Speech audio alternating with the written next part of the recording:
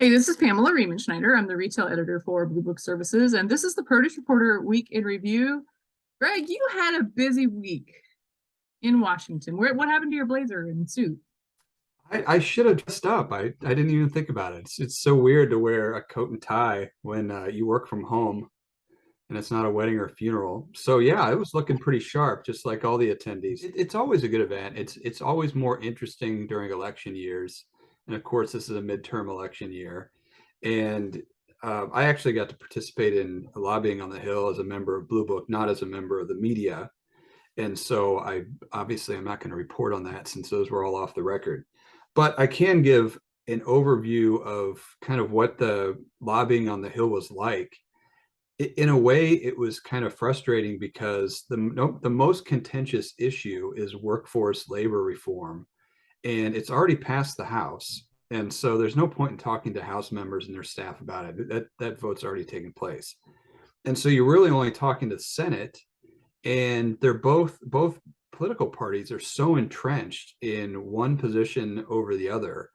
Republicans insist on border security before anything goes forward, and the Democrats insist on legalizing the people who are already in the U.S., which Republicans always say is amnesty. So, like, both sides dig in on both those issues, and it's going nowhere. And I wrote a column about that after also listening to a workshop. And if you're cynical about Washington, the Washington Conference is for you. But you know what, though? It wasn't all Washington cynicism because tacked onto the end of the Washington conference was the White House conference on hunger, nutrition, and whatever. The three. I keep forgetting. Yeah, you're right. That happened Wednesday, so the last day of the conference. And at the conference, it was live streamed. So when we were going in and out of meetings, we could watch that a little bit. It was a big deal. It was certainly good for fresh produce. The IFPA had sent those 8 moonshot recommendations, and the end result is basically 6 of the 8 were taken up in the proposals. It's still so early to see how much, what the specifics of it are going to be, and how much produce will be involved. I think produce will be highly involved because it's such an easy political win to be pro fresh produce.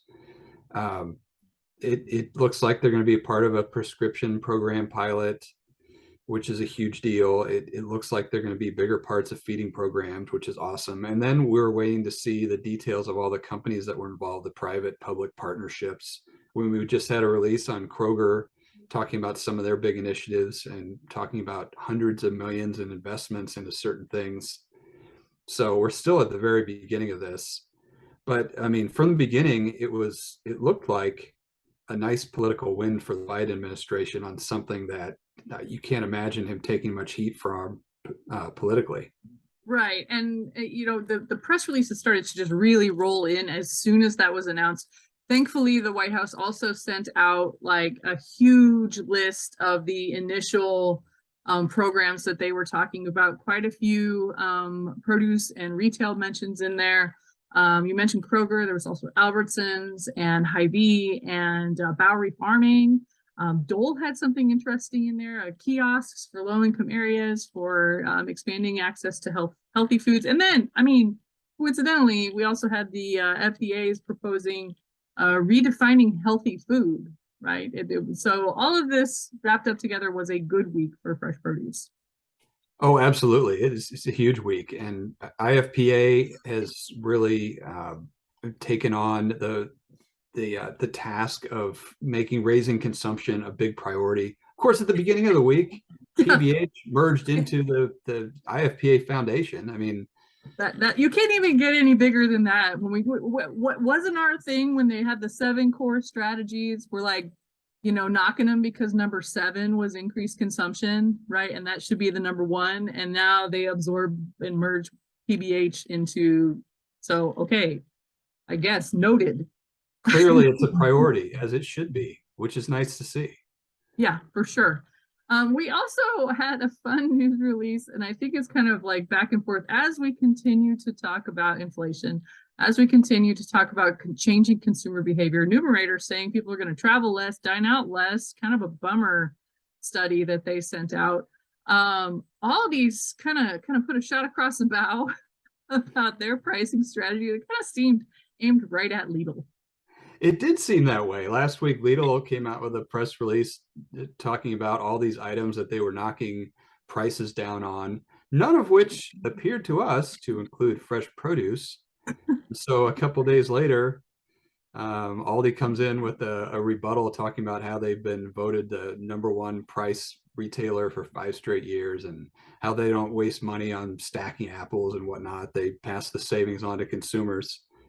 As an Aldi shopper, I can't disagree with that. They have consistently the cheapest produce prices.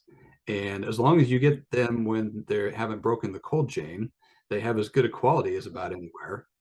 Right. And what I really think about this whole Aldi versus Lidl thing is it is very indicative of the the expansion of both of those retailers in the US. For the longest time, Aldi was Batavia, Illinois. It doesn't even know where Batavia, Illinois is.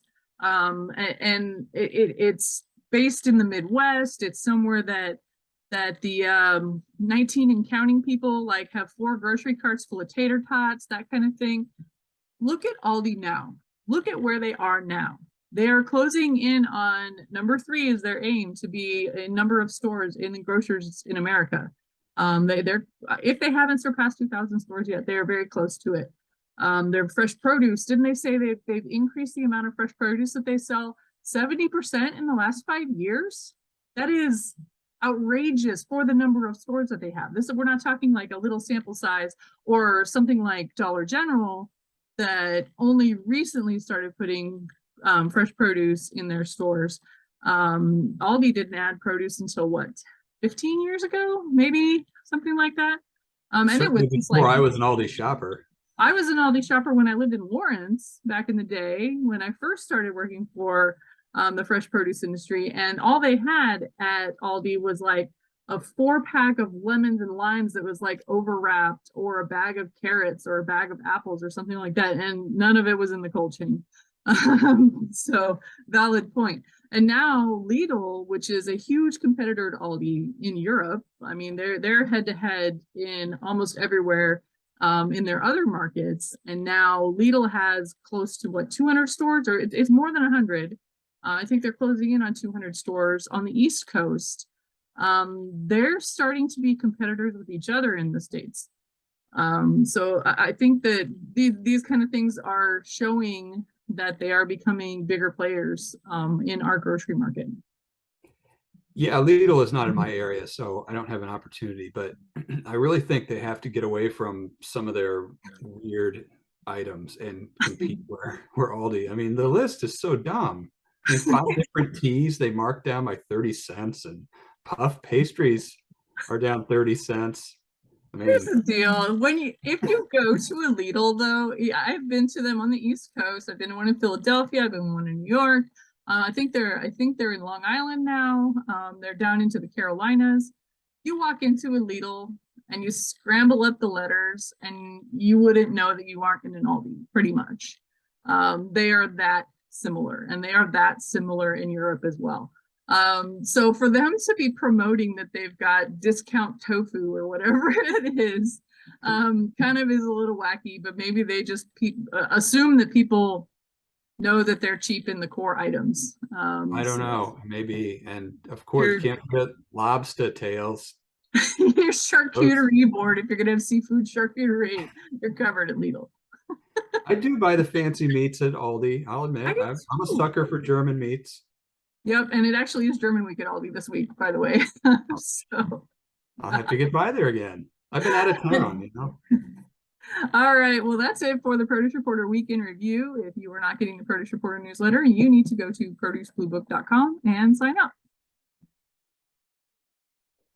And I got my handy congressional guide. I mean, all the reps. Of course, the House of Representatives is going to go through some changes, the predictions. So yeah, I saw that. Some of those ladies and men will be gone. But we'll see new faces too.